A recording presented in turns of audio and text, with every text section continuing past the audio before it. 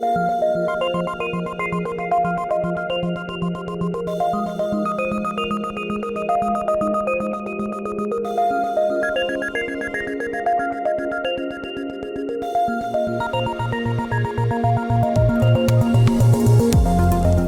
and welcome to Beyond the Journal, where we'll discuss social media, digital education, and current controversies in cancer and medicine.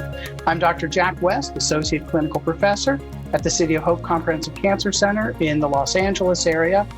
I'm very happy to be joined today by my co-host, Dr. Charu Agarwal, who is the Leslie M. Heisler Associate Professor of Lung Cancer Excellence at University of Pennsylvania's Abramson Cancer Center in Philadelphia. Hi, Charu.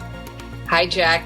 Today we are pleased to welcome Dr. Mark Lewis, who's the Director of Gastrointestinal Oncology at Intermountain Healthcare. He's passionate about advocacy and research for neuroendocrine tumors, social media and oncology, and patient-clinician communication. Welcome, Mark. Thank you so much, both of you. It's a real honor to be interviewed in this way. Excellent. So, let's just dive in. One of the things that I think you could lead a master clinic in is just being authentic on social media, which is increasingly a core component of our professional identities.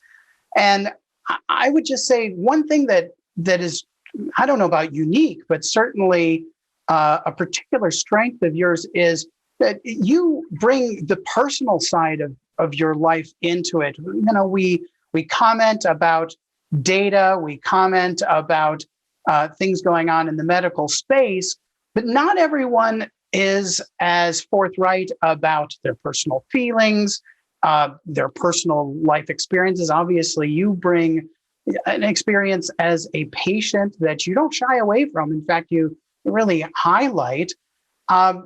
Is that something you ever pause to consider whether you should do it, given that not everyone does? Or is that something that's just baked into your identity?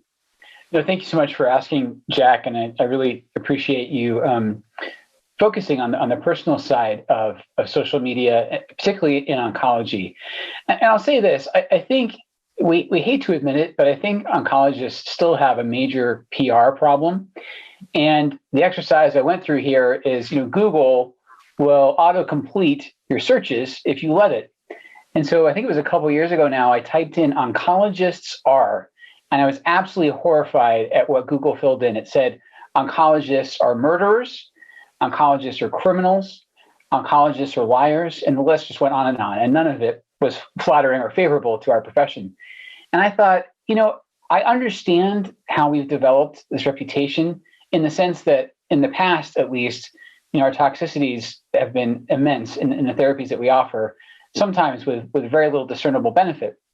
And I think over the years, there's sort of this archetype of the oncologist as someone unfeeling and dispassionate, as you were kind of pointing out, kind of the scientist in the white lab coat, who gives, for want of a better word, poison in the hope that they can kill the bad cells at a slightly faster rate than the good cells.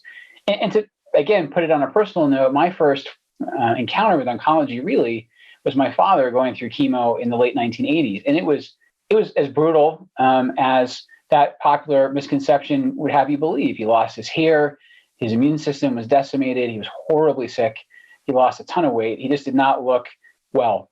And I think that the treatments, unfortunately, have gotten conflated with the practitioners. And this is a long way of answering your question, but my point was I was quite deliberate that if I was going to be online, I really wanted people to see an oncologist as a human being. As crazy as that sounds, that it would be revolutionary.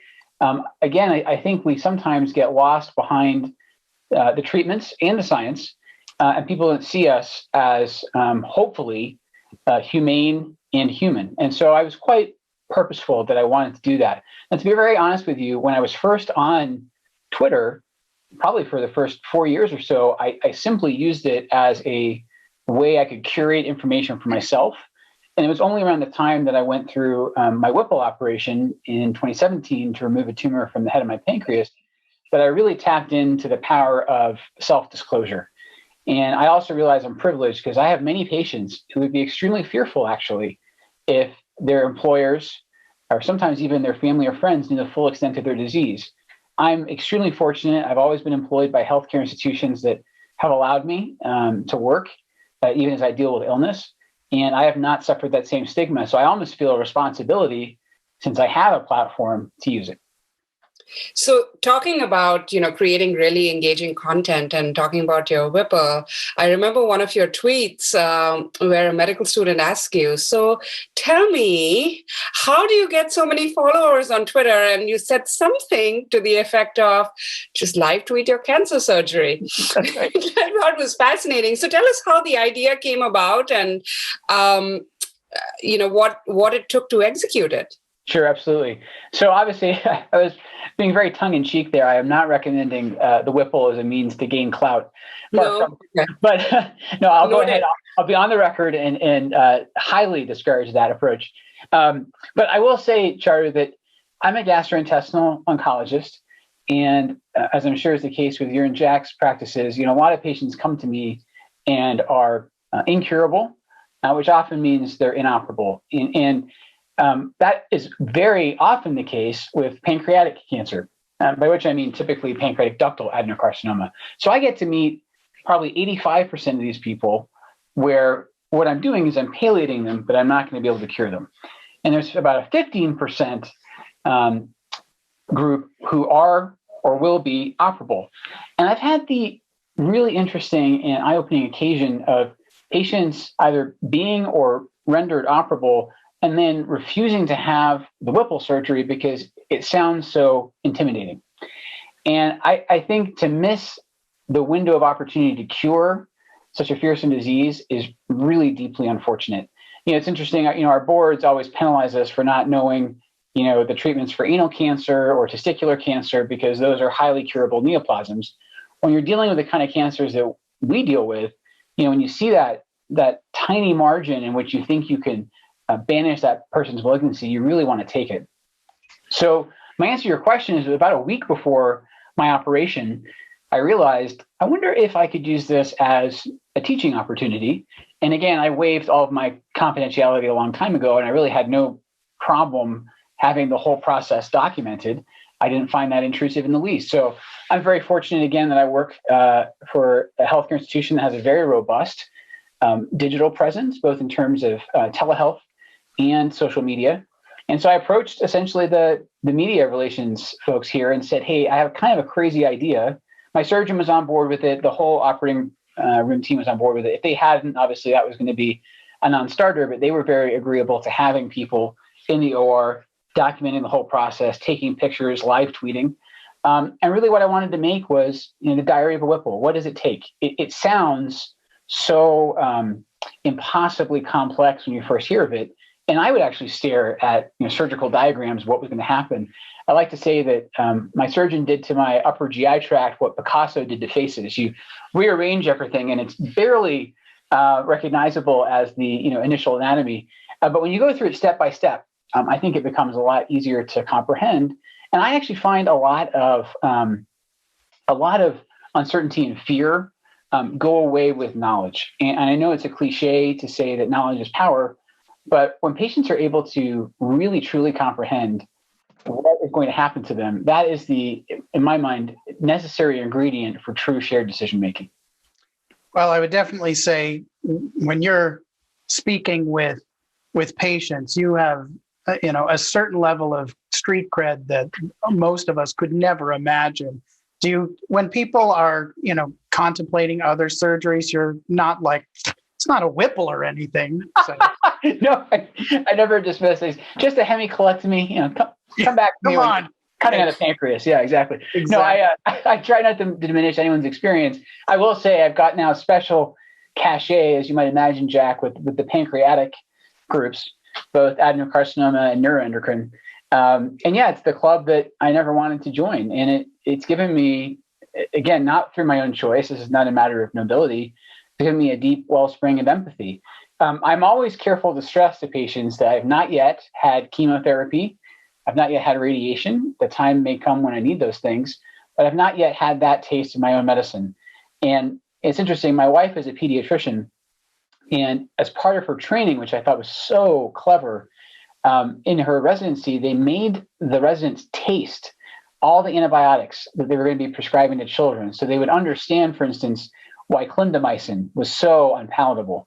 And so they wouldn't just blithely write, 4 times a day clindamycin and send the parents off to have an unholy battle with their own children for the sake of compliance. Obviously, I'm not suggesting that oncologists should receive chemo, but the fact that we often don't go through these experiences that our patients do, unfortunately leads, I think, sometimes to the minimization of their experience. And the classic example is when either in a paper or a presentation, you see the phrase manageable toxicity, to which I always ask, who is actually deeming that it was manageable? And because often when you take that phrase, which tends to show up in the discussion, and look actually at the results where they actually list out the adverse effects, I mean, you'll see grade 2, 3, 4 effects. I don't think really any of those is necessarily manageable. And one of the biggest mistakes I ever made in my fellowship, I trained at Mayo Clinic in Rochester, which is a sort of a hub of myeloma knowledge. And I was presenting a myeloma case to one of my professors there, and I made the fatal mistake of saying that a patient only had grade 2 neuropathy. And he stopped me in my tracks and said, "You should never, ever say that again." He said, "Would you want grade 2 neuropathy?" And he had me sort of give the definition for what that was. And I realized, yes, that would be a massive hindrance to my quality of life. So from then on, I've been very, very careful, certainly professionally, if I'm writing, if I'm talking to patients, to try not to minimize the side effect burden. As we mentioned earlier, I think that still sort of hovers over oncology, this notion that we're inflicting so much harm in the attempt to help our patients deal with their disease. And so I think with that history, I think it's really pretty unfortunate that we would try to minimize someone's toxicities, often for the sake of promoting, a therapy that we're invested in. I wanted to go back to the issue of trying to establish your own voice in social media, and I don't know that people are necessarily cold or callous on social media, but just feel a professional barrier to talking about their lives, their beliefs, their politics, their kids.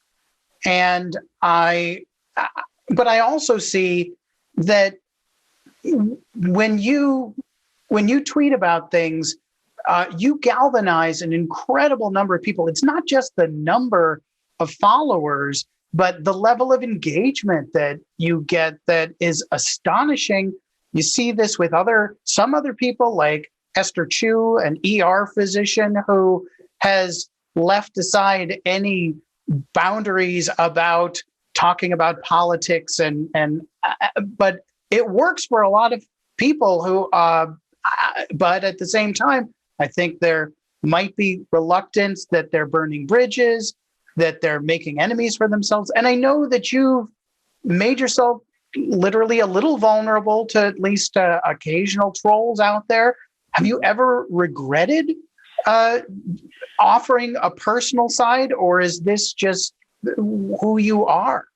Well, so I'm a patient physician, Jack, and I always live on the former part of that hyphenate. So I'm always a patient. I am usually acting in the role of a doctor, but really I look at myself as a patient who just so happens to be well positioned in the very field he needs to survive. So I guess I look at my Twitter account, and I always have that caveat, tweets my own. I'm not representing my institution or any organization. Right. I look at it as an extension of myself, and I'll be honest with you. There have been times, as a patient, again, I found it enormously therapeutic. I'm not a complete altruist to be on Twitter. A lot of it is for me. I'm not chasing followers or trying to drive up the number of people that retweet or like something I say, but I will say there's a real sense of community there that I think, especially during the pandemic, I've realized just how nourishing I find that interaction.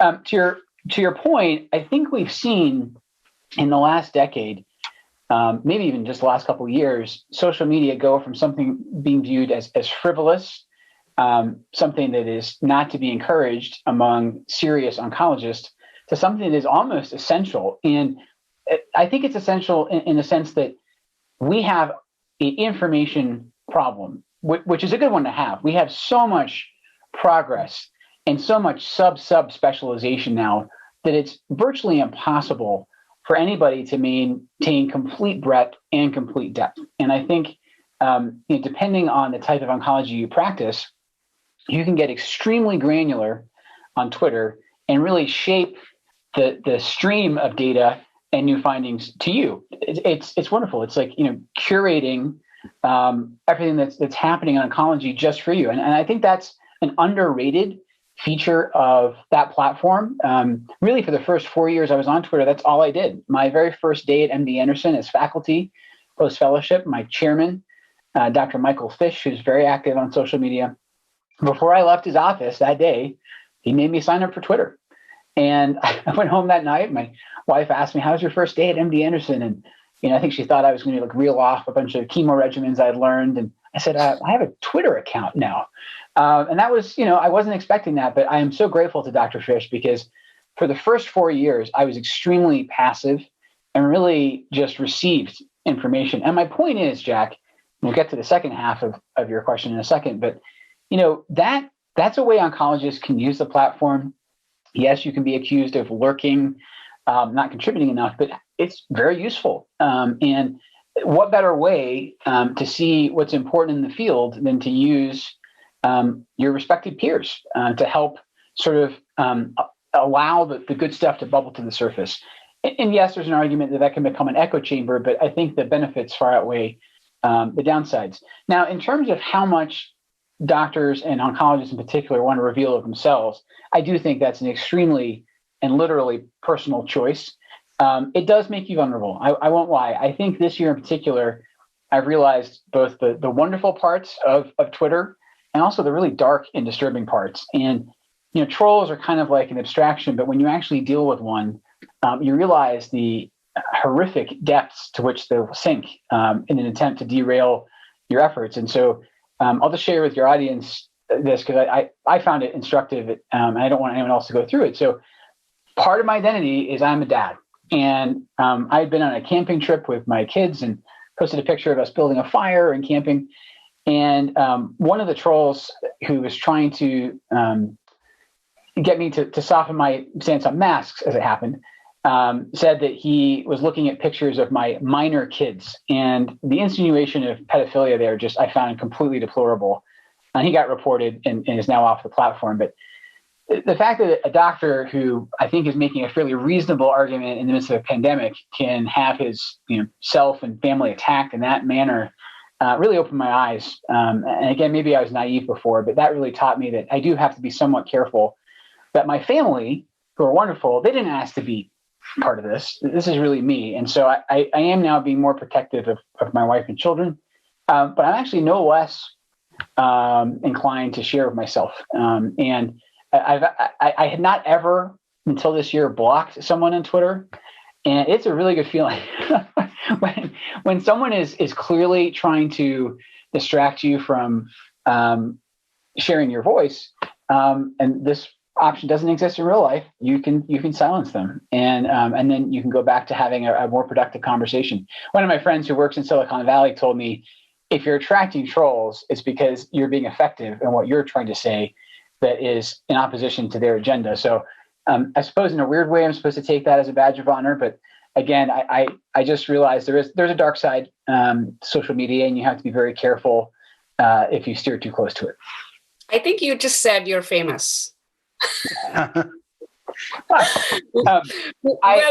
we're talking about, professional and personal boundaries, Bikini was trending on Twitter for a while. Yes. And, a lot of people have said that, that kind of research should never have been published. And, I agree that that's not a topic for medical research, in line with what you're saying, that your personal and professional lives are, somewhat intermingled, of course. And, what you do in your personal life does not always reflect how you are as a surgeon or as an oncologist or as as an anesthesiologist. I tend to share more of my personal information on Facebook and very few details on Twitter. Twitter has this, everyone can see what you're doing on Twitter as opposed to being, your friend on Facebook. I know you were also posting some pictures of Bikini.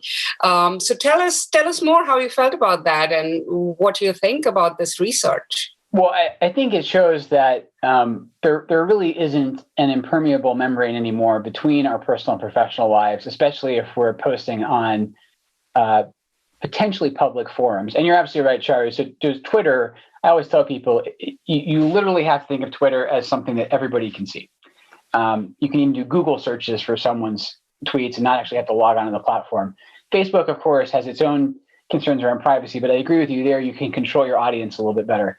I think what I found disturbing about the article that led to Bikini was sort of a preconceived notion of what was acceptable behavior for a doctor.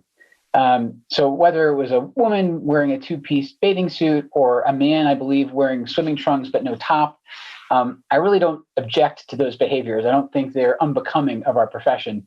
And again, like I said earlier, one of the key things about social media that we can do carefully and appropriately is show that we're people. Okay, I actually find it profoundly humanizing that doctors have a identity separate from the profession. I think a lot of us view our job as more than just a paycheck. We view it as a calling.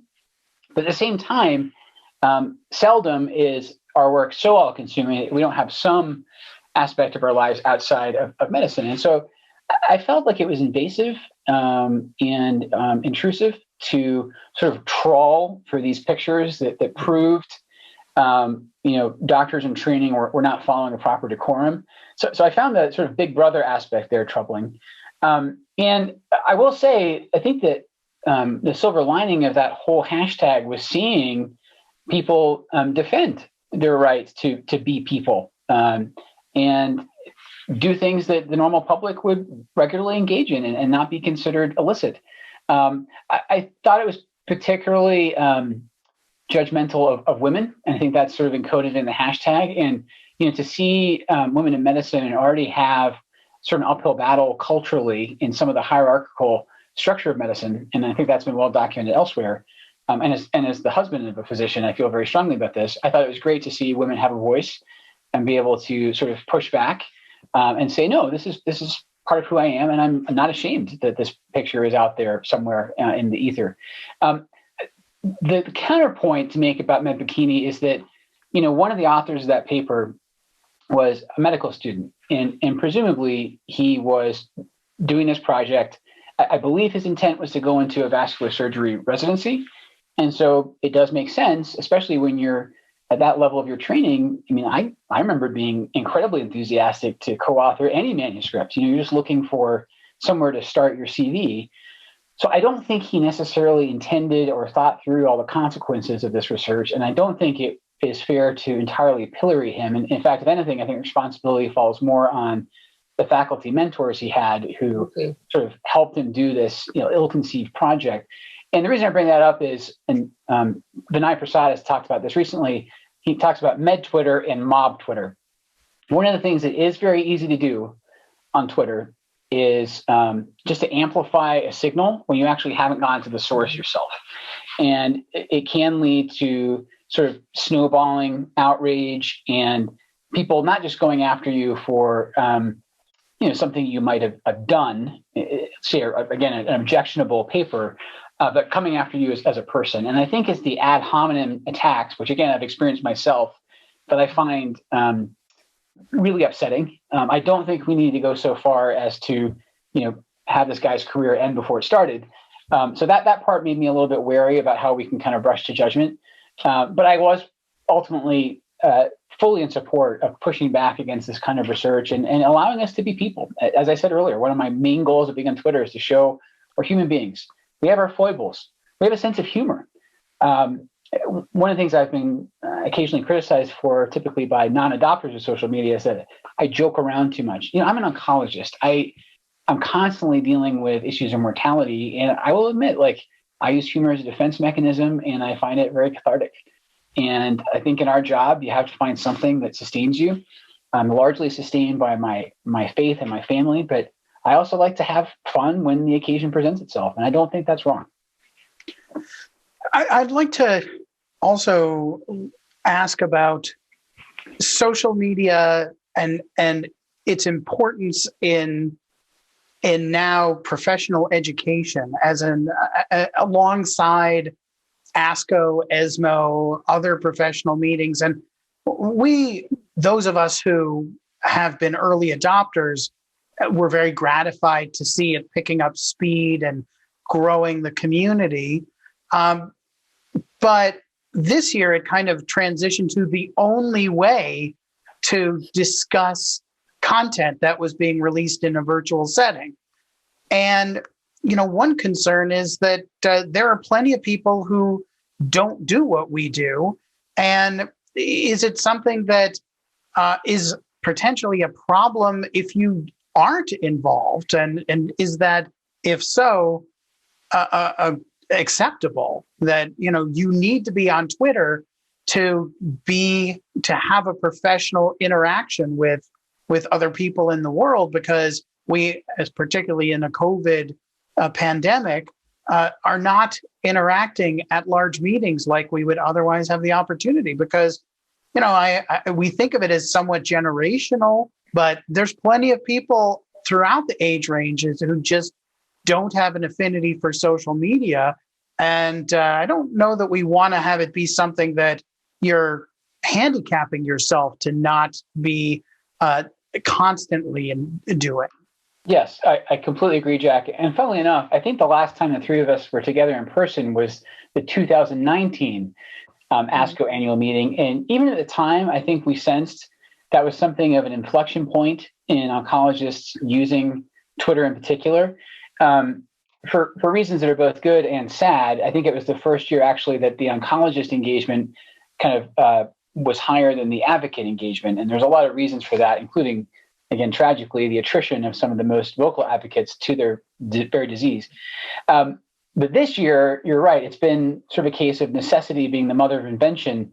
Whether you like it or not, you've been forced into using a virtual platform, whether it's talking to your patients via telehealth or engaging around a conference. And I think what we're seeing is these meta meetings where there's a scheduled agenda of presentations, often pre-recorded on something like Zoom, and then a discussion, often very lively discussion, happening around that on Twitter.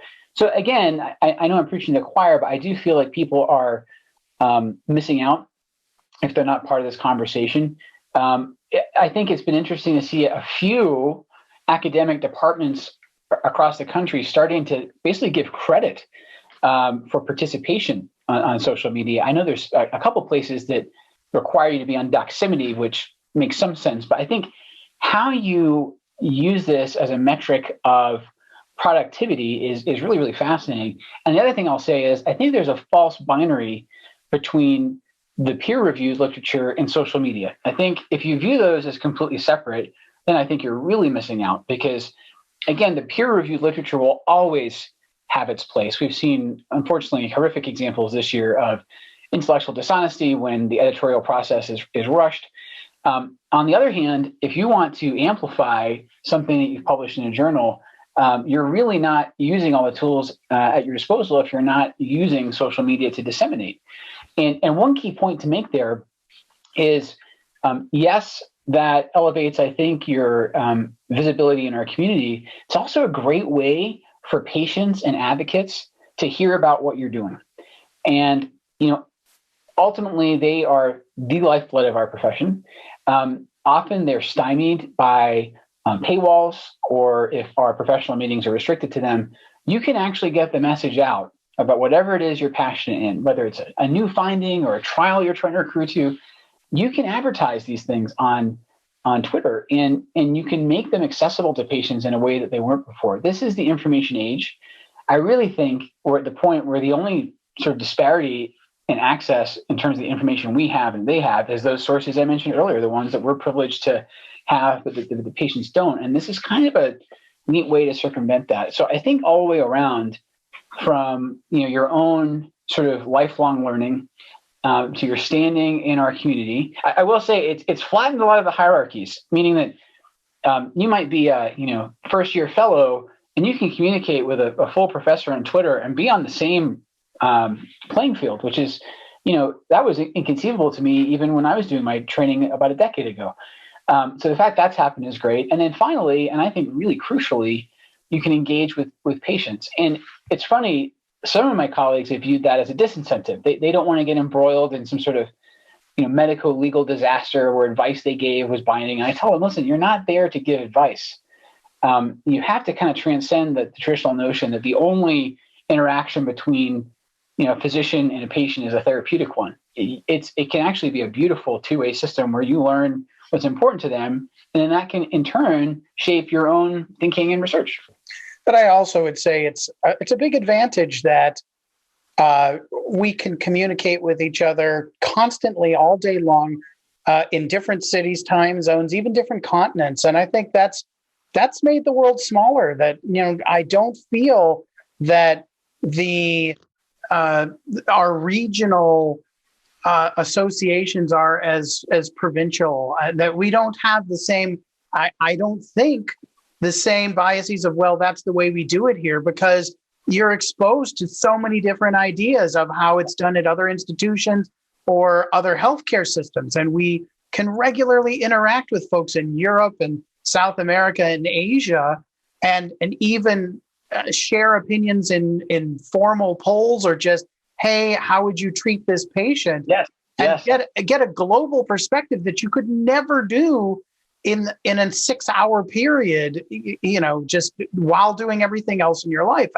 I think, yes, there's limitations, but that's astonishing that we have really broken down geographic barriers and made it a much more global, lung cancer community, GI community, as well as that we're able to feed and follow each other. And that means that, I get to be informed by what the GI community thinks about things that I would never be at the same meetings to discuss. Yes, that's so well said. It breaks down the histologic silos. It breaks down sort of the walls of our individual institutions. And you're so right, Jack. I trained at Mayo, and as I mentioned, my first job was MD Anderson, and I had my Mayo paradigm shattered when I went to MD Anderson. They said, no, this is how we're going to do things this way. And I thought, oh, well, okay. And I learned that. And you're right. It really opens your eyes to the fact that, yes, the science is there, but the way that we implement and deliver it really has quite a lot of variability depending on where you are.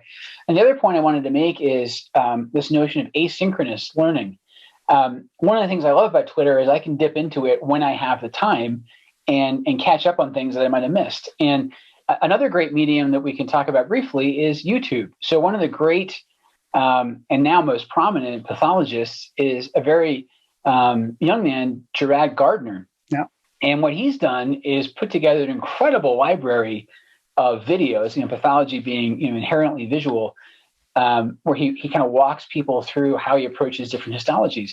And he's got literally a global following. And he says that the quote I love is, "My videos teach while I'm asleep." So, people in different countries, different time zones are learning from this man, from content he put online, and they're accessing it whenever they find it most convenient. And Twitter, again, as you know, if you use the hashtags correctly, and if you follow people whose opinions you will likely respect, you really can make things easier for yourself rather than having to sort of trawl through all the journals that are out there, and there's so many now. No one can keep up with the pace of article release. It really, I think, is a wonderful teaching tool. So we would be remiss if we didn't talk about COVID-19, right? I mean, we're in the midst of a pandemic. We are still filming in 2020. But your perspective in the New England Journal of Medicine, Scylla and Charybdis, led many of us to actually go back and look it up. And, what is this thing? What is Mark really talking about? And, you really showed us beautifully your perspective, both as a physician and a patient. So tell us how that title came about. And I loved the editorial, by the way. It was a really nice perspective. Thank you so much, Sherry. So first of all, my wife is so much more sensible than me in every respect. And she said, why don't you just call it Between a Rock and a Hard Place? Because that was really what I was trying to get across. But you have to realize that in college, I double majored in biology and classics. And I told her I was trying to get my money's worth out of my years and years and years of studying Homer. So Scylla and Charybdis come from the Odyssey. And this is actually a real geographic features. It's the Strait of Messina. So it's between mainland Italy and Sicily, I believe. And so sailors already have to, and still do, navigate this very, very tight passage. And in fact, one of the wonderful things about Twitter, I actually got a tweet from an Italian sailor after I published this editorial in the New England Journal. Talks about how difficult it is to get through that channel. Regardless, in the Odyssey, Odysseus, the captain of the ship, has to choose between steering the vessel between a whirlpool on one side and this multi-headed sea monster on the other. And obviously, you're kind of stuck having a bad outcome either way. But rather than have the entire vessel capsize and go down the whirlpool, he steers it towards Scylla, the monster, and loses some of his sailors, but not all of them. So really, it's a metaphor for having to weigh competing threats and decide which one you're going to go towards. And I'll be honest, I actually wrote that piece in March, although it took a while to get published. When the pandemic first truly hit in America, my immediate concern as an oncologist was, how am I going to effectively treat my patients with cancer while trying to mitigate their risk from COVID-19? And, we give myelosuppressive drugs. I was worried that I was going to lower their immunity and make them drastically more vulnerable to the pandemic. And so these were the kind of dual threats I was talking about in that piece. If I delayed or dose intensified their treatment now, yes, I might be keeping them strong enough to fight off the virus, but are we going to see this latent mortality from cancer? And so I was sort of worried about a bimodal peak, deaths from infection and then deaths from malignancy. Thankfully, as time's gone on, I've gotten more comfortable with how to balance that out. And in fact, some of the signals have been that our patients on chemo don't seem to be doing drastically worse when you control for other variables, especially age.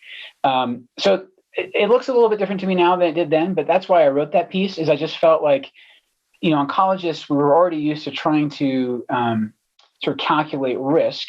And now there was this added variable that none of us had any precedent for. And how did that kind of move into the calculus? And how did we convey that to patients?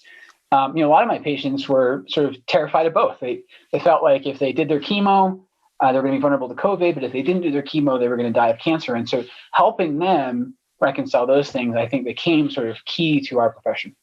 And as it turns out, unfortunately, this wasn't some V-shaped curve and all of a sudden we're back to normal. But right. This is going to be a factor that we have to incorporate into our risk-benefit analyses for a long time. But we all see patients with comorbidities and social factors, and we need to weave these into these complex decisions. It's one more factor to include in this difficult calculus, I would say.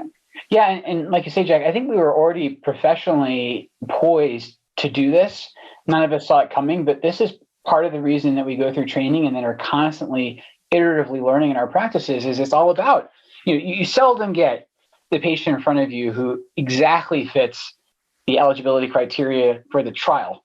ECOG 0-1 is great, but a lot of my patients in my practice are not at that level.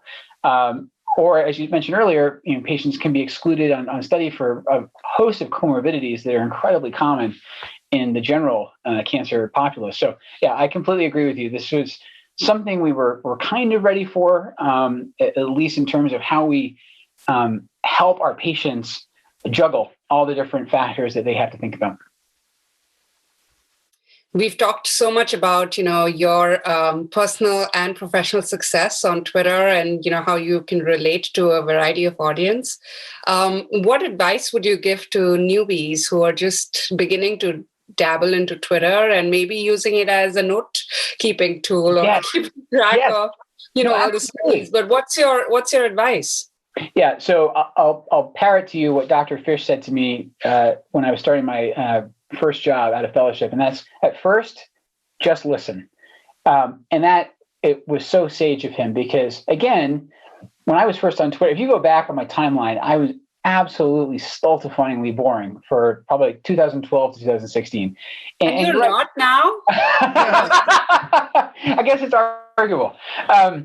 So, and you're right. A lot of what I was doing was, as I mentioned earlier, trying to get a sort of a foothold in GI oncology. To me, it was a world filled with these titanic figures who I didn't feel comfortable approaching, but I could learn from them quite timidly, just listening really to what they were saying on Twitter and reading the trials they were referencing and thinking about sort of the controversies, because it's great to have a dialogue. The truth is not always readily evident to us. There's sometimes multiple sort of approaches we can take. You sort of start to see, as Jack was pointing out earlier, sort of a dialectic where you get pull one way, pull the other, and then you're allowed to form your own opinion on a matter. So that's what I did for a long time. As you mentioned also, Char, I used it as an aid memoir. If I was going to a meeting, I used to just kind of scribble everything down in my own, unintelligible handwriting. And I realized, it's much smarter and frankly, I think charitable, if, especially for people that can't attend, if you can sort of give little brief sort of news updates, if you will, about what you're hearing. And it really is helpful, I find, after a meeting to go back and see sort of what you've sort of collated bit by bit. And then I would say, once you're comfortable doing that, it's time, if you want, to generate your own content. There's various formulas out there I don't necessarily adhere to, but there's one formula that says a third of your tweets should be retweets, a third should be likes, and a third should be your own posts. That's as good a recipe as any, I suppose, but really I think it's organic, and it's rare that I plan out content. I use it fairly spontaneously. I think that the medium suits itself to that. As we pointed out, not everyone is able to be as free on Twitter as I've been. Again, I'm supremely lucky with my employer being understanding, my family being understanding. I think you really do need to understand the sort of rules at your institution. Not everywhere would allow their oncologists to be as silly as I am sometimes. I think I would be chastised at some other places. And then again, use it as a community. 99% of my interactions on Twitter are positive, and I come away feeling great. And even that 1%, that fraction is getting smaller and smaller as I learn how to block and silence people that I can tell are just going to be detractors and not elevate the conversation anyway. So if I could go back in time, I would probably have been more active earlier. I just took a while to get comfortable. But as Jack said earlier, I think you're doing yourself a disservice if you don't use it. It really makes me feel much more engaged in oncology, even at this time, especially at this time when we can't get together in person. This pandemic's been isolating for many people. We don't get to see our colleagues and peers in person like we used to, but we're still having, I think, a great conversation. I just think it's really interesting how individualized people use it. I don't personally think that everyone can or should try to be funny. You need to be authentic, and if you want to dance on TikTok or Twitter, fine. But that's not my strength, and I couldn't. I don't know who he's talking about. Yeah, no, but I mean, there are people who are killing it and being very personal in a way that not everyone could. And at the same time, there are many other people who use Twitter just to follow the latest things that are coming out in the journals or an FDA approval. Many people, I kind of haven't even thought about having the rule of not commenting on the data in terms of what you think of it or what you think should happen. I can't shut up about that. And so, I am really eager to debate people and get into that mix, but not everyone does that. I don't even know that you do that so much in terms of arguing about the data so much. But the point is, I don't know that there's any one right way to do it. That's exactly right. So many ways to potentially use Twitter, even if it's just as an input device or an output device or some mix of each, how personal, political versus, professional you want to be. I couldn't agree more, Jack. And you're absolutely right. It's really about finding how it works for you. And I think maybe what I would point out there, because it's been an important part of my practice, is realizing that it's visible to patients. there is a tendency, especially when we think we're talking amongst ourselves as oncologists, to sort of forget that other people are listening. And what I mean by that is, patients are seeing our comments. It can be quite easy, actually, sometimes to misinterpret what oncologists are saying, especially if we're talking about really hard endpoints like survival. I've seen some of us celebrate some extremely meager increases in survival, and when patients see that, I think they almost view it as offensive that we're so excited about such a tiny increase. Erlotinib and pancreas cancer comes to mind, but for me, actually, that's a fair criticism. being visible as a patient, and this is going to sound weird, and it's not why I did it, has actually allowed me to cultivate this niche of patients who are like me. It's this bizarre but wonderful self-reinforcing loop where, I have a rare tumor syndrome, and as it turns out, patients in this age will actually try to seek out doctors who they think have expertise in their perhaps quite esoteric condition. Now, again, I'm not recommending that every oncologist go out and get a rare tumor. Far from it. But it's been really fascinating to see this sort of magnet effect from me sharing my experience as a patient, being vulnerable, hopefully showing some expertise with neuroendocrine tumors, which really are the sort of focus of my practice, and then seeing the patients come. It's incredibly rewarding, and I can't tell you how many people have told me that they found me on Twitter. So again, I'm not advocating this as a way to build your practice. My real point, again, is that patients can see what we're talking about, and as tempting as it might be to get into a very heated argument with a colleague on a professional point you disagree with, I do think we still, and this is a little bit back to MedBikini, have to remember some decorum and remember that whatever we're saying is visible to and potentially misinterpreted by patients. Yeah, so thank you, Mark, for spending so much time with us. This was a really enjoyable discussion, and we can't thank you enough for sharing your insights, especially as it relates to building your Twitter stardom, as you have done so beautifully.